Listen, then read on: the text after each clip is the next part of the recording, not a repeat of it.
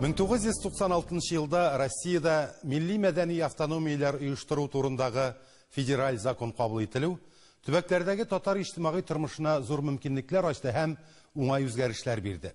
Самар өлкәсенең Сызран шәһәре татар мөхтәриятының 10 еллыгына багышланган тантаналы кичәдә катнашучылар да бу хакта ассызыклап сөйләделәр. Бәйрәмнең кайбер мизгелләре һәм шәһәрдәге милли тормыш хакында бу төбәктәге үз хәбәрчебез Рамис Сафин.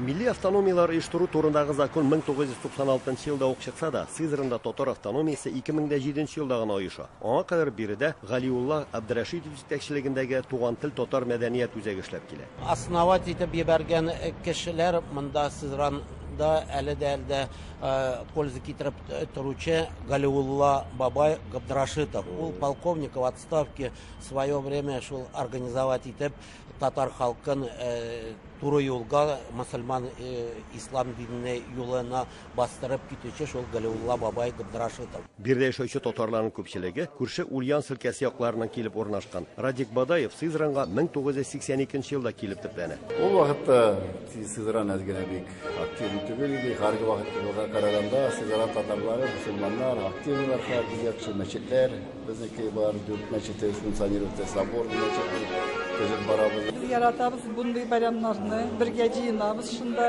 bütün яшьнәләрне, дусларны күрәбез.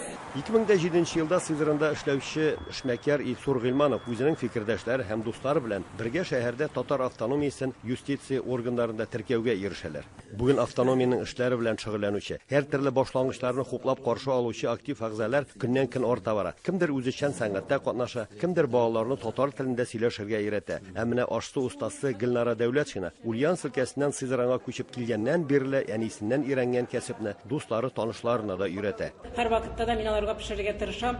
Хәлемнән килгәнчә чәкчәгендә, кыш телендә, кыз табыенда пешерәм, гәбәдиясендә пешерәм. Һәр вакытта пешерергә тырышам. Хәлемнән килгәнчә. Алма агачыннан ерак төшми дигәндәй, Гөлнараның кызы да татар халык ашлары әзерләү белән бергә агач әйберләргә рәсемнәр ясап, күз явын алырлык менә шушындый сувенирларда эшли. Шәһәрнең драма театры бинасында узучы бәйрәмдә бу көнне кул осталарына гына түгел, үзешчән сәнгатьтә катнашучыларга да үз осталыкларын күрсәтергә менә дигән мөмкинлекләр бар иде. Рәшит абый гармунда 12 яшьтән бирле уйный. Талләтдә беренче урынны алдым.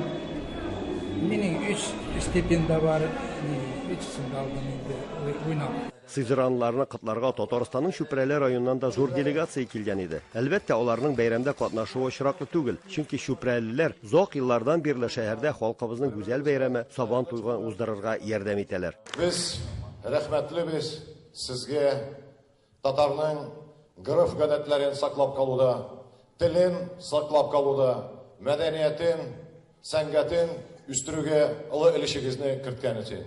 Бик зур олы рәхмәт сезгә. Шүпрәлеләр залда утырган тамашачыларны да татар халык ризыклары белән кунак итте. Бәйрәм кичендә котлаулар, тәбрикләүләр күп булды. Бөтендөнья татар конгрессы хезмәткәре танылган шагыйрә Шәмсия Җиһангирова исә үз чыгышын татар телен саклауга, аны балаларга өйрәтү мәсьәләсен шигырь юллары белән залда утырган һәр кешенең йөрәгенә барып җитәрлек итеп әйтте. Күкрәк какма, нәсел кала миннән дип, җаннарына татарлыкны сала алмасаң, Худайның һәр бирмеш көне сәгатендә милләтеңне мактар сәбәп таба алмасаң.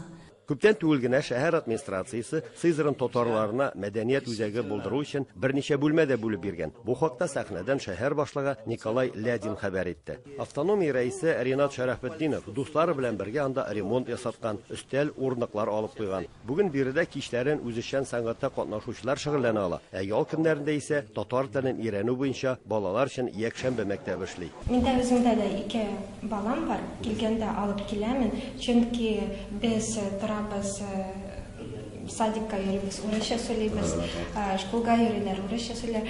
Монда мин өйрәтәм, что безнең туган телне онытмастан өйрәнергә. Автономиянең үз сайтын булдыру да аның активлыгын күрсәтә. Мы освещаем все мероприятия, которые происходят, все новости, какие-то планы на будущее, и стараемся общаться с другими сторонними организациями и сделать сайт интереснее. Сер түгел. Төбәкләрдә татар милли хәрәкәтен җанландыру аерым шәхесләрдән, аларның хакимият һәм халык белән уртак тел табып эшләүеннән килә. Һәр хәлдә Сызран татарлары моңа мисал булып тора.